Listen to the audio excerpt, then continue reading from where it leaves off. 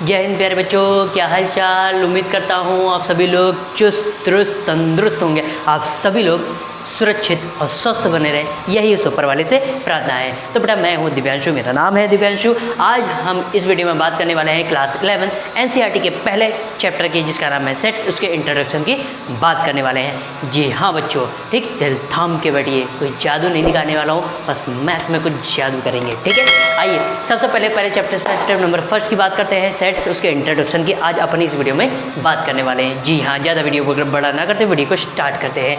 चलिए हम बात करने वाले हैं बेटा सेट्स की। अगर सेट्स में से एस को अलग कर दिया जाए, अगर बेटा सेट्स में से एस को अलग कर दिया जाए तो क्या बन जाता है, हमारा सेट बन जाता है बेटा, ठीक है। अब ये सेट होता क्या है, अब जैसे मान लीजिए मार्केट, आपकी मम्मी को चाय पीने के लिए कप की आवश्यकता है। अब कप की आवश्यकता है तो क्या जाएंगे, मार्केट जाएंगे। तो आप भी अपनी मम्मी के साथ क्या गए, मार्केट गए। और मार्केट में उन्होंने क्या किया कि भाई चाय पीने के लिए कप की आवश्यकता है, यानी कप की ज़रूरत है। तो उन्होंने दुकानदार से पूछा कि भैया ये बताओ ये चाय के कप का सेट कितने का है। तो मम्मी ने क्या नाम दिया, सेट का। अब आगे बढ़ते हैं, मान लीजिए चाय के कप की ज़रूरत नहीं है, मम्मी को ज़रूरत है थाली की, खाना खाने के लिए थाली की। तो मम्मी ने दुकानदार से पूछा कि भैया ये बताओ ये थाली का सेट कितने का है। तो वहाँ पर क्या इस्तेमाल किया, सेट का नाम लिया। अब हम बात करते हैं, मान लीजिए, चलिए हटाओ, थाली की भी ज़रूरत नहीं। अब मान लीजिए मम्मी को ज़रूरत है पूरे डिनर सेट की। तो मम्मी ने दुकानदार से पूछा भैया ये बताओ ये डिनर सेट का है, डिनर सेट का क्या रुपए है, क्या प्राइस है डिनर सेट का, ये बताओ बेटा, ये बताइए, दुकानदार से पूछा। तो वहाँ ने मम्मी ने क्या यूज़ किया, सेट का यूज़ किया। चलिए मान लीजिए ये छोड़िए, अब त्यौहार आते हैं, त्यौहार में जैसे होली दिवाली होती है तो वहाँ साफ़ सफाई करते हैं। तो वहाँ पर मम्मी पापा कहते हैं कि बच्चा लोगों जो अपनी जो किताबें कॉपियाँ हैं जो फैला के इधर उधर फैली पड़ी हैं, इनको क्या करके साफ़ करके अलमारी में क्या कर दो, सेट कर दो। तो वहाँ पर भी क्या किस वर्ड का इस्तेमाल किया, सेट का इस्तेमाल किया, ठीक। अब हम आगे बात करें, जैसे मान लीजिए किसी शादी या पार्टी में कहीं घूमने जाते हो तो हम लोग क्या करते हैं नहीं कि भाई बाल सेट कर ले, अच्छे दिख रहे हैं कि नहीं, ठीक है, लड़कियां देखे हैं कि नहीं, ठीक, इस तरीके से करते हैं कि नहीं, ठीक। तो इस तरीके से हम लोग सवर के जाते हो, कहते हैं बाल को सेट कर ले भाई, अच्छे लगने चाहिए, ठीक। तो ये यहाँ पर हम लोग क्या यूज़ करते हैं, मैक्सिमम जो वर्ड ये हम लोगों ने यूज़ किया वो क्या है, सेट है, ठीक। अब आप ये चीज़ देखिए, सेट को हिंदी में बोलते हैं समुच्चय। समुच्चय का मतलब है समूह, ठीक, मतलब एक। अब समूह में क्या होता है, समूह में कोई एक चीज़ तो होती नहीं, उसमें क्या होता है, बहुत सारी चीज़ें शामिल होती हैं, ठीक है। तो यहीं पर हम कुछ चीज़ें यूज़ करने वाले हैं, ठीक है। अब आइए सबसे पहले, उम्मीद करता हूँ ये चीज़ें तो आपको समझ में आ गई होंगी और स्क्रीन पर भी मैंने आपको कुछ चीज़ें एग्जाम्पल के थ्रू समझाई है। अब हम थोड़े थोड़े अपने आइए धीरे धीरे अपने कॉन्सेप्ट की ओर बढ़ते हैं, ठीक है। सो प्यारे बच्चों, बच्चों आइए अब हम बात करते हैं सेट्स की डेफिनेशन की। क्या है सेट की डेफिनेशन, आइए डेफिनेशन को हम लोग पढ़ते हैं। थोड़ा सा हो सकता है आवाज़ इधर उधर से आ रही है, थोड़ा सा बगल में कंस्ट्रक्शन का काम चल रहा है तो वहीं से आवाज़ आ रही है। उम्मीद करता हूँ मेरी आवाज़ तो क्लियर आ रही होगी, एक बार कमेंट करके बता दो कि मेरी आवाज़ क्लियर आ रही है या नहीं, ठीक है। अब यहाँ पर देखिए डेफिनेशन, क्या है सेट की डेफिनेशन। सबसे पहले हम डेफिनेशन की बात कर लेते हैं। आइए आगे बात करते हैं डेफिनेशन की। अब हम सेट की डेफिनेशन की बात करते हैं। क्या definition, a well defined collection of distinct object is called an set. हमें पल्ले नहीं पड़ा भैया, इसको और अच्छे से समझाओ इजी लैंग्वेज में, हमें तो पल्ले पड़ा ही नहीं। अब आप यही कहोगे, ठीक, तो हम अच्छे से समझाएंगे इजी लैंग्वेज में, आप परेशान होने की आवश्यकता आपको नहीं है, ठीक है। क्या है भला भाई ये, a well defined collection of distinct object, a well defined collection of distinct objects is called an set. अब ये भला है क्या, वेल डिफाइंड मतलब ऐसा होता है सुव्यवस्थित रूप से, ठीक, हिंदी में जैसे बोलते हैं, ठीक। और डिस्टिंक्ट ऑब्जेक्ट्स का मतलब है अलग अलग। एग्जाम्पल के थ्रू समझिए और अच्छे समझ में आपको आएगा। जैसे पहला एग्जाम्पल, ऐसा हम जब सेट बनाएंगे, ठीक, जो सेट फॉर्म्ड होगा वो, ठीक, जैसे जो हम किसी चीज़ का सेट हम बनाएंगे तो अब हम यहाँ मैथ्स में पढ़ रहे हैं तो हम लोग क्या डिजिट का, ठीक, न्यूमेरिकली सेट बनाएंगे, ठीक। तो वहाँ पर क्या होगा कि अगर वो सेट हमारे अकॉर्डिंग वही बने, हमारे आपके अकॉर्डिंग वही सेट बने, आपके पड़ोसी के अकॉर्डिंग वही बने, आपके दूर वाले रिश्तेदार के अकॉर्डिंग वही बने, आपके बेस्ट फ्रेंड के अकॉर्डिंग भी वही सेट बने, तो ऐसे सेट को बोलते हैं। मतलब ये जरूरी नहीं कि यही सब शामिल हो, कोई भी, मतलब हर एक पर्सन के अकॉर्डिंग अगर सेम सबके अकॉर्डिंग सेम सेट बनेंगे तो उसे क्या बोलते हैं, वो सेट बोला जाएगा। अभी भी थोड़ा सा पल्ले नहीं पड़ा तो आइए एग्जाम्पल के थ्रू समझा देते हैं और ध्यान से समझिएगा। अब ध्यान से समझिएगा, the vowels in the English alphabet. अब आपको पता है इंग्लिश अल्फ़ाबेट में वोवेल्स कितने होते हैं, 5, इंग्लिश अल्फ़ाबेट में वॉवेल्स कितने होते हैं? 5। ठीक, तो आइए इसको हम सेट के अंदर लिखते हैं। अब ये चीज़ देखिएगा, सेट को हमेशा हम लोग कैपिटल लेटर से दिखाते हैं, तो हम लोग यहाँ पर ध्यान से समझिएगा, लेट कर लेते हैं कैपिटल ए, हमने इज इक्वल टू, और सेट के अंदर, सेट के ओपन इसे करली ब्रैकेट बोलते हैं, और इसके अंदर जो सेट के अंदर जो हम लोग एलिमेंट्स लिखते हैं, एलिमेंट्स या मेंबर्स या ऑब्जेक्ट्स, ठीक, तीनों नाम बोल सकते हैं, वो इसके अंदर जो एलिमेंट्स लिखेंगे सेट के, वो स्मॉल लेटर में लिखे जाते हैं, और जो सेट को डिनोट करते हैं जिस लेटर से, वो कैसे होना चाहिए? कैपिटल में होना चाहिए। तो एक क्वेश्चन क्या बोल रहा है, जैसे एग्जाम्पल हमने लिया the vowels in the English alphabet. अगर मैं आपसे पूछ लूँ बच्चों कि इंग्लिश अल्फ़ाबेट्स में वॉवेल्स कितने होते हैं? 5, तो आप कौन कौन से नाम बताएंगे? ए, ई, आई, ओ और यू, ये बनाएंगे। अब ये खत्म हो गया, जितना पूछा था क्वेश्चन उतना बता दिया। अब इसको क्या कर लिया? करली ब्रैकेट से हम लोगों ने क्लोज कर दिया। अब देखिएगा, अगर मैं आपसे पूछूं यही चीज़ क्वेश्चन पूछूं तो आप भी क्या बताएंगे? 5 ही वॉवेल के नाम बताएंगे। आपके पड़ोसी से पूछा जाए तो वो भी 5 वॉवेल के नाम बताएंगे। आपके दूसरे रिश्तेदार से पूछा जाए किसी तो वो भी 5 वॉवेल के नाम बताएंगे। आपके बेस्ट फ्रेंड से पूछा जाए तो वो भी 5 ही वॉवेल्स के नाम बताएंगे, ए, ई, आई, ओ, यू, ठीक। और या फिर आप किसी भी पर्सन से पूछ लो ये क्वेश्चन तो वो 5 ही वॉवेल के नाम बताएगा, ए, ई, आई, ओ, यू। यानी कि हर एक पर्सन के अकॉर्डिंग सेट के अंदर जो एलिमेंट आ रहे हैं वो क्या है? सेम आ रहे हैं। इसका मतलब ये सेट बनाएगा। क्यों? क्योंकि हर एक से जब पूछा गया तो उसने एक ही आंसर दिया, अलग नहीं दिया। इसका मतलब है ये सेट बनाएगा। उम्मीद करते हैं समझ में आया। नहीं आया तो परेशान होने की आवश्यकता नहीं है। सेकंड एग्जांपल ले लेते हैं। सुपर बच्चों, आइए हम नेक्स्ट पार्ट की बात करते हैं, क्वेश्चन नंबर 2 की। ठीक, नेक्स्ट एग्जाम्पल या नेक्स्ट क्वेश्चन नंबर 2 के एग्जाम्पल लेते हैं। आइए, सेकंड एग्जाम्पल लिया है, क्या कह रहा है? Odd natural numbers less than 10। ठीक है, सबसे पहले जैसे आपको पता है सेट है, सेट को हम कैपिटल लेटर से डिनोट करते हैं, और सेट के अंदर जो एलिमेंट आते हैं उनको हम लोग स्मॉल लेटर से डिनोट करते हैं। ठीक है, अब एक चीज़ ये समझ लीजिए, जैसे मान लीजिए आपका घर है, तो आपका घर क्या है? एक सेट है। और जो घर है खूब बड़ा होता है, घर तो बड़ा घर होता है, तो बड़ा घर मान लीजिए, बड़ा घर जो है वो क्या है आपका? जिससे सेट का नोटेशन है, मतलब जिससे सेट को डिनोट करते हैं जिस कैपिटल लेटर से। और सेट के अंदर आप लोग रहते हैं, मतलब घर के अंदर आप लोग रहते हैं, तो आप लोग उस घर के क्या हो गए? एलिमेंट्स हो गए। ठीक है, आइए इसी तरह हम यहाँ पर इसको लेट कर लेते हैं बी। यहाँ एक सेट बना रहे, उस बी को कैपिटल लेटर से डिनोट करते हैं सेट को। अब इसके अंदर जो एलिमेंट लिखेंगे उसको स्मॉल लेटर से लिखेंगे, लेकिन यहाँ काउंटिंग में स्मॉल और कैपिटल नहीं होता है। ठीक है, आइए, और नेचुरल नंबर्स लेस देन 10, मतलब 10 से छोटे और नेचुरल नंबर लिखने। तो देखिए आपको पता है नेचुरल नंबर 1 से स्टार्ट होता है। 1 कैसा है? 1 कैसा? ऑड है और नेचुरल नंबर है। 1 के बाद सेकंड नेक्स्ट ऑड नंबर होता है 3 और ये नेचुरल नंबर भी है। नेक्स्ट ऑड नंबर होता है 5 और नेचुरल नंबर भी है। नेक्स्ट ऑड नंबर होता है 7 और नेचुरल नंबर भी है। नेक्स्ट ऑड नंबर होता है 9 और ये नेचुरल नंबर भी होता है। ठीक है, अब ध्यान समझिएगा, 10 से छोटे मतलब 10 नहीं लेना है इसके अंदर। उम्मीद करता हूँ ये जो सेट, अब मैंने ये सेट बनाया है तो मेरे ये जो सेट बना है उसके अंदर ये 5 एलिमेंट आ रहे हैं, 1 3 5 7 9। ठीक, आप जब सेट बनाएंगे तो आपके में भी यही 5 एलिमेंट आएंगे। आपको पड़ोसी कोई सेट बनाएगा तो उसके अंदर भी वो भी यही सेम सेट बनाएगा। आपको कोई दूर का रिश्तेदार वो भी यही सेट बनाएगा। आपको कोई बेस्ट फ्रेंड वो भी यही सेट बनाएगा। मतलब हर एक पर्सन यही एक सेट बनाएगा। इसका मतलब ये सेट फॉर्म्ड, ये जो स्टेटमेंट है ये सेट फॉर्म्ड करेगा। उम्मीद करता हूँ समझ में आ गया होगा। ठीक है, अब हम बात करते हैं एग्जाम्पल नंबर 3 की। नहीं समझ में ये आएगा। ठीक, प्राइम फैक्टर्स ऑफ 210 के प्राइम फैक्टर्स क्या होते हैं? तो 210 के प्राइम फैक्टर्स हमने कर लिए। पहले 2 से डिवाइड किया 105 आया, फिर 3 से डिवाइड करेंगे 35 आएगा, फिर 5 से डिवाइड करेंगे 7 आएगा, फिर 7 से डिवाइड करेंगे 1 आएगा।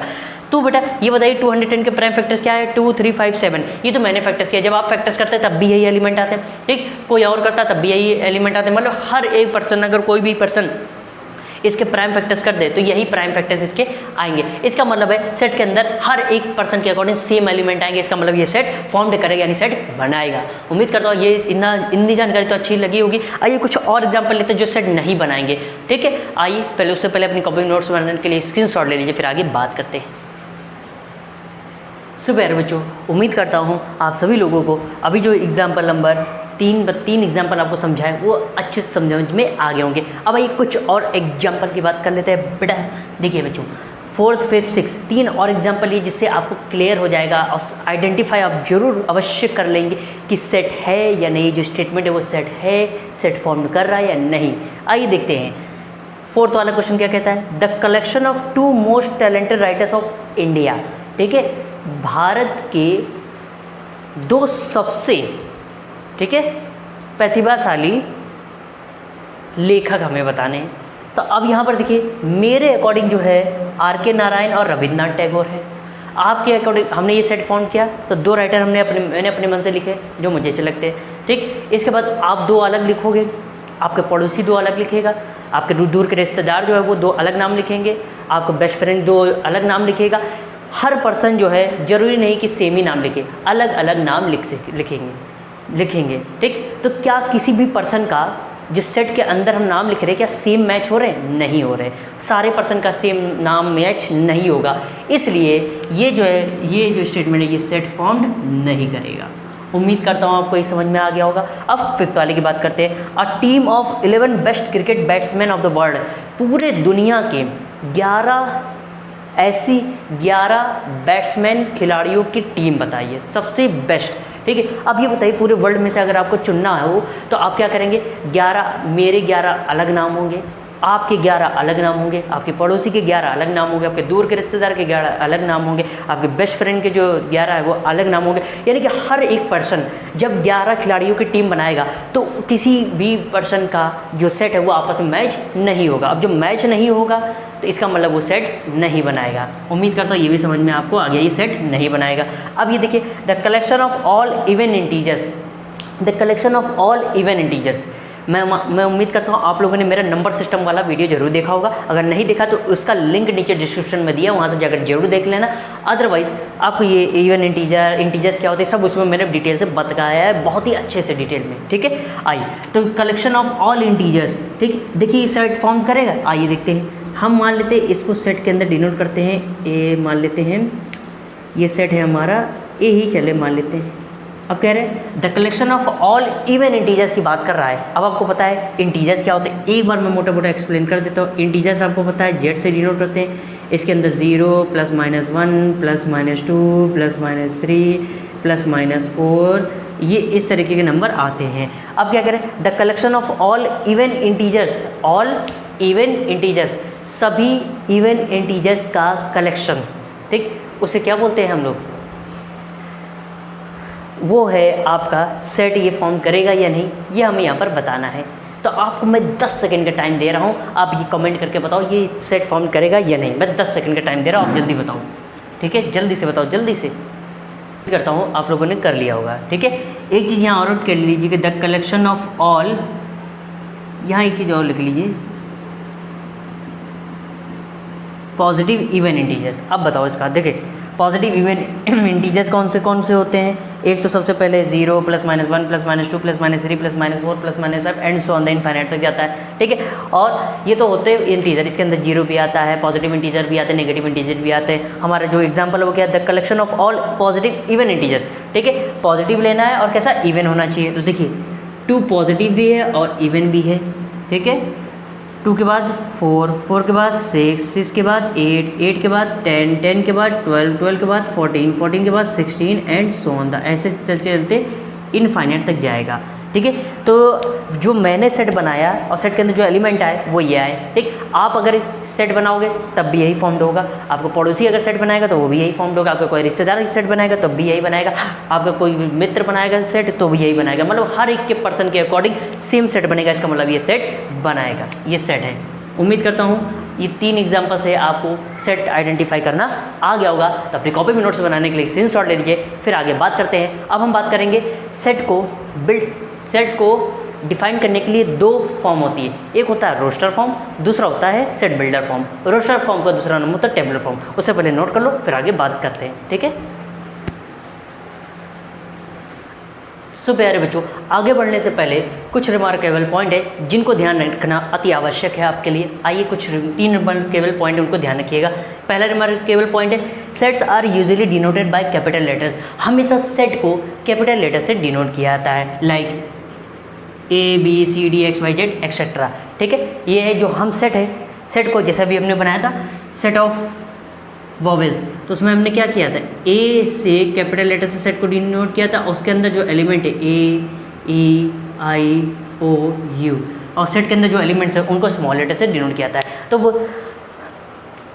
तो कुल मिलाकर हमारी मेन पॉइंट ये है कि सेट को हमेशा कैपिटल लेटर से डिनोट किया जाता है, वो भी कैपिटल लेटर कुछ भी हो सकता है, ABCDEFG, जिसे में निकले पंडित जी याद है बचपन में आते थे, तो वो कैपिटल लेटर कुछ भी हो सकता है, ABCD या XYZ एक्सेट्रा। ठीक है, अब हम बात करते हैं सेकंड पॉइंट की, the elements of a set are represented by small letter, और सेट के अंदर जो एलिमेंट्स आएंगे उनको हमेशा स्मॉल लेटर से ही डिनोट करना है। एग्जाम्पल के लिए ABCDE स्मॉल एक्सेट्रा, ये सब। ठीक है, अब थर्ड पॉइंट है ऑब्जेक्ट्स।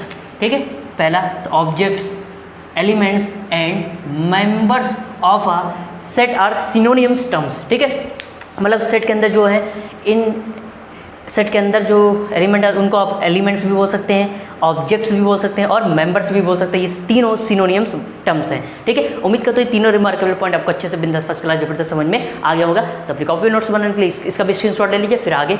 ठीक है, सेट को डिफाइन करने के लिए दो फॉर्म होते हैं, उन सब की दोनों फॉर्म की बात करते हैं। ठीक है, सुपर बच्चों, आइए हम अब आगे बढ़ते हैं। आगे क्या है, नेक्स्ट आगे हम पढ़ेंगे there are two methods of representing a set.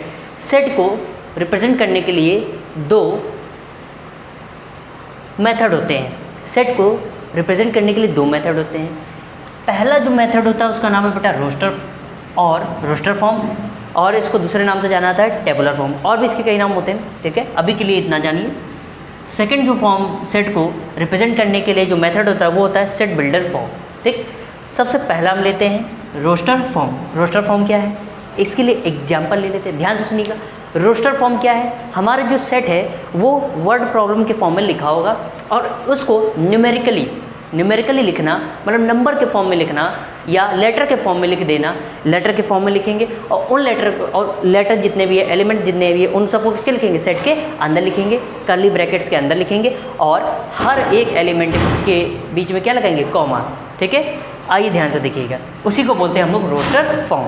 चलिए चालू करते हैं। पहला एग्जाम्पल लेते हैं बेटा, the set of all natural numbers which divide 42। ये वर्ड्स में लिखा हुआ है, अब इसको हम न्यूमेरिकली लिखते हैं। ठीक, the set of all natural numbers which divide 42। अब हमें इसको रोस्टर फॉर्म में लिखना है। ठीक है, सबसे पहले ओपन कर्ली ब्रैकेट लगाइए।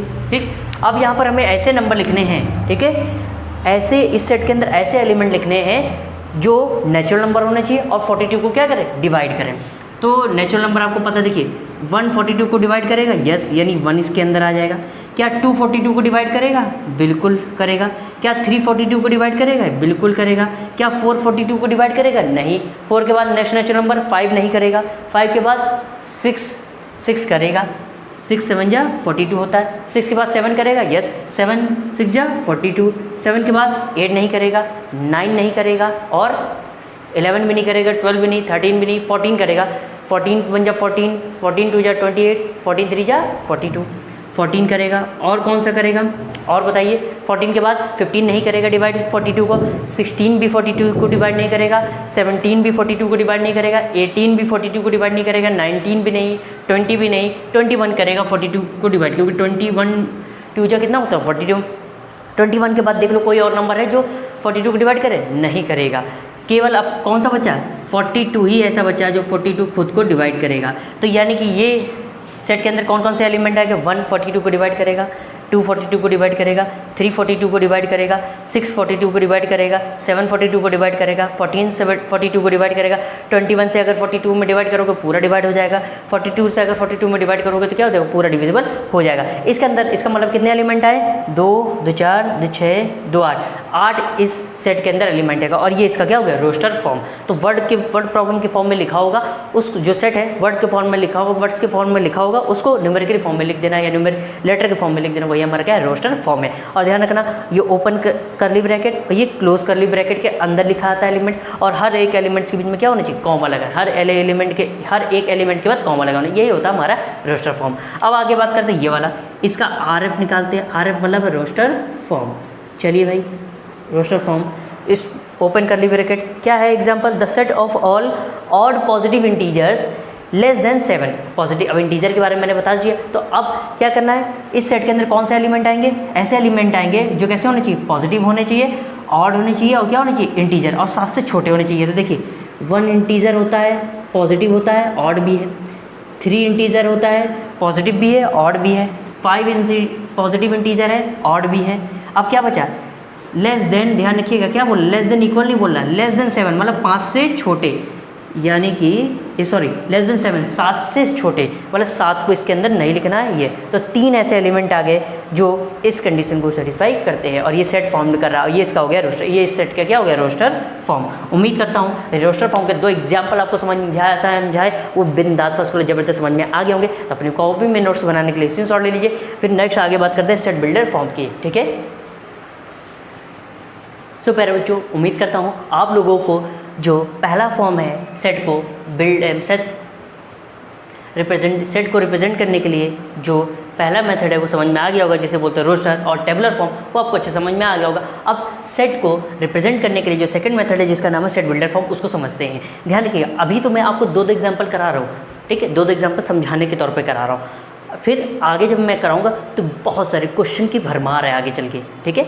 एनसीईआरटी के बुक के जब एक्सरसाइज कराऊंगा तो बहुत सारे क्वेश्चन, तो आपको अच्छे से इंटरेस्ट समझ में आएगा। अभी ये परेशान ना होना कि केवल 2 ही एग्जाम्पल करा रहा हूँ, तो इसके लिए आपको परेशान होने की आवश्यकता नहीं है। अभी जब आगे मैं कराऊंगा तो उसमें जब एक्सरसाइज कराऊंगा तो उसमें बहुत सारे क्वेश्चन हैं, ठीक, जिनके सॉल्यूशन कराऊंगा, एक भी क्वेश्चन नहीं छोड़ूंगा। एनसीईआरटी की पूरी एक्सरसाइज का हर एक पार्ट, एक क्वेश्चन पूरा कराऊंगा, ठीक, एक भी क्वेश्चन नहीं छोड़ेंगे, ठीक है। आइए ध्यान समझिएगा। अब इसका एग्जांपल लेते हैं set builder form. Set builder form देखिए, आपको पता है बिल्डिंग, आपने बिल्डर लगा है, ठीक, हिंदी बोलते समुच्चय निर्माण विधि, मतलब ध्यान समझिएगा।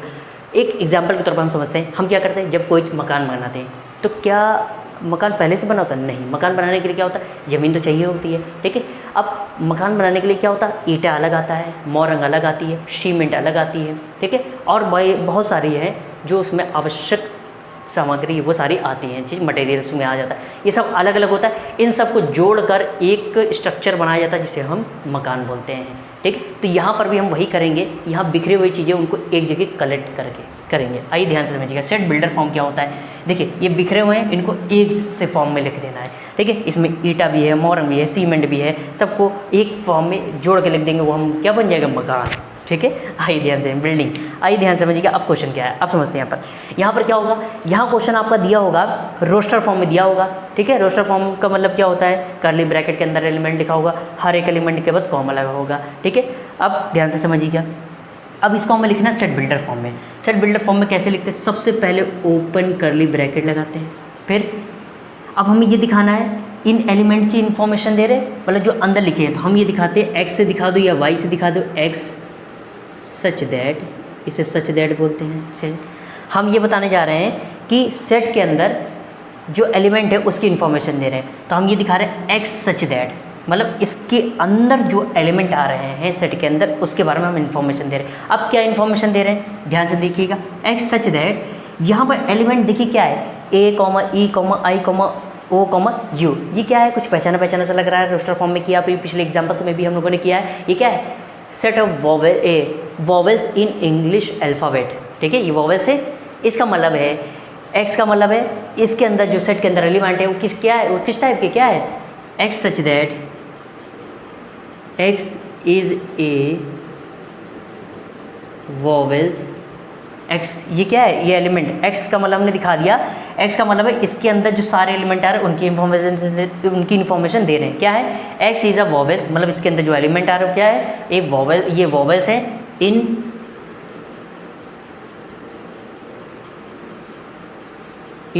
इंग्लिश अल्फ़ाबेट, और ये हमारा कर्ली ब्रैकेट से क्लोज कर दिया है। ये हमारा हो गया सेट बिल्डर फॉर्म। समझ में आ गया, नहीं आया तो कोई बात नहीं, एक एग्जांपल और लेते हैं। इसका हम बनाएंगे SBF, मतलब सेट बिल्डर फॉर्म। चलिए ओपन कर्ली ब्रैकेट। अब यहाँ पर ये देखो, कुछ पहचानो, अगर ध्यान से देखो इस सेट को, ए को, तो हम इसको ऐसे लिख सकते हैं, ए जो सेट है वो क्या है, 1 का स्क्वायर करेंगे तो 1 आएगा, 2 का स्क्वायर करेंगे तो 4 आएगा, 3 का स्क्वायर करेंगे तो 9 आएगा, 4 का स्क्वायर करेंगे तो 16 आएगा, 5 का स्क्वायर करेंगे तो बेटा 25 आएगा, 6 का स्क्वायर करेंगे तो 36 आएगा। ऐसे आप बढ़ते चले जाओगे तो 7 का स्क्वायर, 8 का स्क्वायर, 9 का स्क्वायर। अब यहाँ पर ध्यान से समझो, अब हम बताने जा रहे हैं इसके अंदर एलिमेंट किस टाइप के आ रहे हैं, तो हमने दिखा दिया एक्स सच दैट, मतलब ये सेट के अंदर जो सारे एलिमेंट वो किस टाइप के उसके बारे में बताने जा रहे हैं। X is equal to, x के बारे में इन्फॉर्मेशन देने जा रहे हैं, ये जो एलिमेंट इनकी इन्फॉर्मेशन देने जा रहे हैं। देखिए यहाँ पर ये एलिमेंट देखिए, ये 1, ये 2, ये 3, ये 4, ये 5, ये 6, ऐसे आगे चलता जाएगा 7, 8, 9, 10। ये कौन से नंबर है? इन्हें बोलते हैं नेचुरल नंबर। क्या बोलते हैं? Natural number. यानी कि हमने सबसे पहले बताया कि ये एलिमेंट है, ये नंबर है, ये क्या है? नेचुरल नंबर है। अब यहाँ पर ध्यान से देखो, ये नेचुरल नंबर का क्या है? स्क्वायर है। नेचुरल नंबर का क्या है? देखिए 1 नेचुरल नंबर है, उसका स्क्वायर लिखा है। 2 नेचुरल नंबर है, उसका स्क्वायर लिखा है। 3 नेचुरल नंबर है, उसका स्क्वायर लिख दिया गया है। 4 नेचुरल नंबर है, उसका स्क्वायर 16 लिख दिया गया है। 5 नेचुरल नंबर है, उसका स्क्वायर 25 लिख दिया गया है। 6 नेचुरल नंबर है, उसका स्क्वायर 36 लिख दिया गया है। इसका मतलब n के ऊपर जो ये स्क्वायर है, ये जो देखिए स्क्वायर, ये पावर लगी है, ये सेम है। इसका मतलब है n स्क्वायर। अब रखते जाओ, देखो नेचुरल नंबर 1 रखोगे 1 का स्क्वायर, 2 रखोगे 2 स्क्वायर, 3 रखोगे 3 का स्क्वायर, फिर 4 रखोगे 4 का स्क्वायर, 5 रखोगे 5 का स्क्वायर, 6 रखोगे 6 का स्क्वायर होता जा रहा है। ठीक है। अब यहाँ पर आप कहोगे नेचुरल नंबर को तो हम लोग कैपिटल लाइन से डिनोट करते हैं। भैया ये चीज़ देख लो, हम क्या लिख रहे हैं? सेट के अंदर लिख रहे हैं, और सेट के अंदर कोई भी एलिमेंट है किसी भी टाइप का, उसको हमेशा स्मॉल लेटर से ही लिखना पड़ता है। तो यहाँ स्मॉल लेटर से ही n लिखेंगे। अब यहाँ पर दे देंगे इन्फॉर्मेशन, कॉमा वेयर, हमने बता दिया जहाँ n क्या है? n is belongs to natural number. मतलब n जो है, n की जगह जो नंबर आ रहे हैं 1, 2, 3, 4, 5, 6, ये किस टाइप के? ये नेचुरल नंबर है। ठीक है। और ये इनफाइनाइट तक जाएगा। ठीक। तो ये हो गया इसका सेट बिल्डर फॉर्म। ठीक है। तो अब हमने एक बार फिर से बता दे रहे, मतलब इस सेट के अंदर जो एलिमेंट आ रहे हैं वो किस टाइप के हैं। x सच दैट, x क्या बताता है? इसके अंदर जो सारे एलिमेंट है उनकी इन्फॉर्मेशन दे रहा है। x बराबर क्या इन्फॉर्मेशन दे रहा है? यहाँ पर देखिए 1। अब हम समझ में आ रहा है, सीक्वेंस हमने पकड़ लिया। क्या सीक्वेंस पकड़ लिया? 1 का स्क्वायर 1, 2 का स्क्वायर 2, 2 का स्क्वायर 4, 3 का स्क्वायर 9, 4 का स्क्वायर 16, 5 का स्क्वायर 25, 6 का स्क्वायर 36, इसी तरह 7 का स्क्वायर 49। ये मतलब है यहाँ पर ये 1 का स्क्वायर, और ये सब नंबर किस टाइप के? ये नेचुरल नंबर है। यानी नेचुरल नंबर हो गया। हर नेचुरल नंबर का क्या हो रहा है? स्क्वायर हो रहा है, और स्क्वायर करने पर ये नंबर आ रहा है। ठीक है। इसका मतलब है ये जो नंबर ऊपर दिए नेचुरल नंबर के स्क्वायर है, और यहाँ हमने इन्फॉर्मेशन दे दी n क्या है? नेचुरल नंबर है। यहाँ स्मॉल n क्यों लिखा? क्योंकि सेट के अंदर स्मॉल लेटर में लिखा है। हमने इन्फॉर्मेशन दे दी, जो स्मॉल n है वो क्या है? नेचुरल नंबर है। ये हो गया इसका सेट बिल्डर फॉर्म। उम्मीद करता हूँ आपको ये पहला और दूसरा एग्जाम्पल अच्छे से समझ में आ गया होगा। ठीक है। तो अपनी कॉपी में नोट्स बनाने के लिए स्क्रीनशॉट ले लीजिए, अभी जाना नहीं है, फिर आगे वजह बात करते हैं। सो प्यारे बच्चों, उम्मीद करता हूँ आज इस वीडियो में, इस लेक्चर में आपको जो भी इन्फॉर्मेशन दी गई है, सेट को बिल्ड करने के लिए 2 मेथड होते हैं। पहला होता है रोस्टर, जिसे रोस्टर फॉर्म, और टेबलर फॉर्म जिसका नाम। दूसरा मेथड है सेट बिल्डर फॉर्म। ये दोनों ही फॉर्म आपको अच्छे से बिंदास फर्स्ट क्लास ज़बरदस्त समझ में आ गए होंगे। हालांकि मैंने हर एक फॉर्म के 2 ही 2 एग्जाम्पल दिए हैं, ज़्यादा नहीं दिए। आपको परेशान होने की आवश्यकता नहीं है। नेक्स्ट वीडियो में मैं आपको एक्सरसाइज, यानी जो हमारी प्रश्नावली है, हमारी एक्सरसाइज 1.1 के सॉल्यूशन करेंगे। तो उसमें जब हम सॉल्यूशन आपको कराएंगे तो आपको अच्छे से समझ में आ जाएगा। ये अभी मैंने जो इंट्रोडक्शन दिया है ये एक्सरसाइज 1.1 के लिए था। ठीक। फिर जैसे जैसे आगे बढ़ते जाएंगे उस टॉपिक की इन्फॉर्मेशन आपको देते जाएंगे, ताकि आपको इससे क्या आसान लगे। ठीक है। तो अब हमारी मुलाकात होगी नेक्स्ट वीडियो में, यानी नेक्स्ट लेक्चर में बात करेंगे। आप परेशान मत होइए, जब हम एक्सरसाइज करेंगे उसमें बहुत सारे क्वेश्चन हैं, उससे आपके अगर अभी भी डाउट है तो उसमें जब हम सॉल्यूशन कराएंगे क्वेश्चन का, उससे आपके डाउट सारे क्लियर हो जाएंगे। तो नेक्स्ट वीडियो में हमारी मुलाकात होगी। ठीक है। अगर जो भी पिछले वीडियो है उसके लिंक, प्लेलिस्ट का लिंक नीचे डिस्क्रिप्शन में दिया है। ठीक है। वो आप वहाँ से भी वॉच कर सकते हैं। ठीक है। So thank you so much for watching this video. जय हिंद, नमस्कार बच्चों, बाय बाय।